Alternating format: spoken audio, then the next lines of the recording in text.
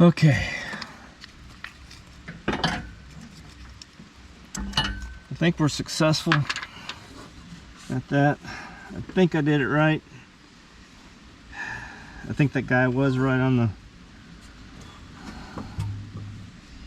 internet. He's more help than that manual.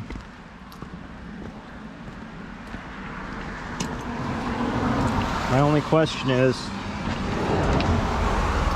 this guy right here, when I took it off, it leaked oil, and that point is much higher than the fill point. So how did oil get up to there? Is there a different compartment up there that I don't know about? I don't know.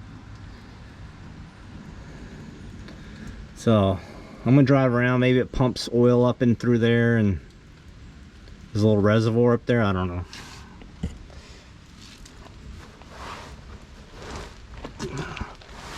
Maybe I'll ask my transmission friend. I hate to bother him, he's always so busy. But we'll see how smooth or rough it runs.